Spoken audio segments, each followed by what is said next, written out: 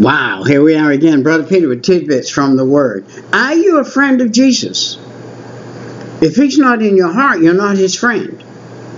A friend is one that sticks closer than a brother. And if you're a friend of Jesus, the only way you got to be a friend of Jesus is by saying, I am a sinner. God, forgive me of my sin. Commit my heart and save my soul. Now you have a friend in you that is in you indeed. I'm going to play a little tape of a man singing about a friend. And this is a very good one.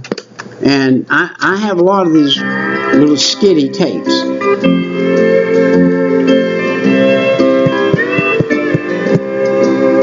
He is the friend. He is a friend. The world is seeking. Yeah, the world's seeking.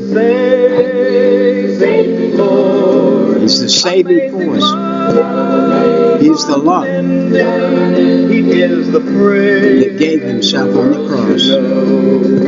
I was lost Yes. in sin's dark Wow. valley. Man, was I lost. Savior spoke to me. Wow. And when He spoke to me, I heard. Lifted me from bondage. Boy, what did He take me set from? my spirit free. Woo! He set my spirit free. Wow. The world is seeking. Boy, this is what the world needs. It's what I had to have in 1972. And that love is unending. If it's on me, whoo! Wow. Nobody can love you like Jesus did. Far away from Christ. Laid His life down. Hung it on a cross. His voice Said, if all you have to do is ask me, He said, and I will come into your heart. Wow. He's the friend that sticks closer than a brother.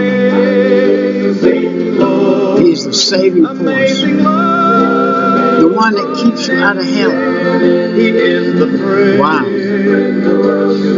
Man, we need to know Him. If you die without Him, you'll burn in hell forever. Oh man. Amazing love. This friend, amazing love. Nobody ever had love like the love Jesus Christ had. The world should know. He's the friend that all should know. He is the friend that sticketh closer than a brother. Wow. Let me read you a couple of scriptures. He was friend to publicans when He walked on this earth. The publican was a man that was a thief.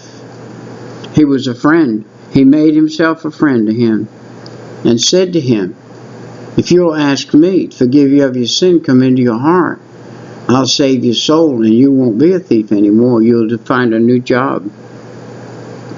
He answered one of them and said, friend. And he said unto him, friend. And Jesus said unto him, friend. And of the publican and sinners, I want to be your friend. I will friend you now, but I want to be your friend forever. And you ask me to save you, and I will be. At midnight, he said unto him, friend, did Jesus come to you? He came to me at 3 o'clock in the morning, November 5th, 1972, and said, friend, if you'll ask me, I'll save you, and you become one of my children, and I will give you heaven. It's a free gift if you'll ask me for it, and ask me to forgive you of your sin, come into your heart and save your soul. And I did. And I got that free gift. And he's a free for my journey. He's a friend on my journey daily. He's a friend on my journey. I'm on a journey. I'm actually at the end of summer in my journey. If God allows me to go into fall in my journey, I ask Him to give me the power, the ability to continue to act like a friend should act. He gave Him because He was a friend. He gave His life so that He could be your friend and my friend. He gave His life.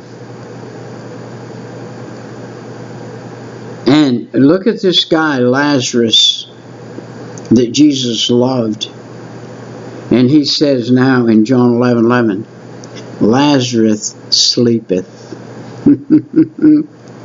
While Jesus was still alive, there was a place called paradise in the heart of the earth. And Lazarus was there in paradise. And it's kind of like we hear the term soul sleep. He was there until Jesus went to the cross. Went after the cross, when Jesus went to the Father in heaven, he took Lazarus with him.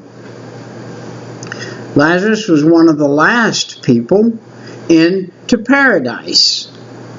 There were some that was after him. But when Jesus went to heaven, he took all of the first saints and the last saints out of paradise to heaven. In Luke chapter 16, there was a story of a man who fared sumptuously every day. There was a beggar laid at his gate full of sores. The beggar followed God, and the beggar was saved. The beggar went to paradise. And the wealthy person, not because he was wealthy, but because he hadn't asked Jesus to forgive him of his sin and come into his heart and save his soul, went to hell. Went to hell. And out of hell, he looked into paradise. Woo-wee! Isn't that going to be something? To be in hellfire and damnation forever, in the hottest part of hell, and be able to see into heaven. That is going to be something terrible, isn't it? It's not just going to be the fire that's going to be misery and miserable. It's going to be the tormentors. Who are the tormentors? That's your neighbor. That's your brother, your sister. Anybody around you that you know or don't know is going to be a tormentor. This picture we see of the devil with a pitchfork is a figment of imagination. But can you imagine everybody in hell having a pitchfork, and all they do is stab each other? And those that they hate the worst, they stab more. And could you imagine that? And being alive and can't die. People in hell do not die, they live forever. People in hell live forever. Here, Brother Peter. People in hell live forever. Wow. Can you imagine? You don't want to live in hell forever, do you?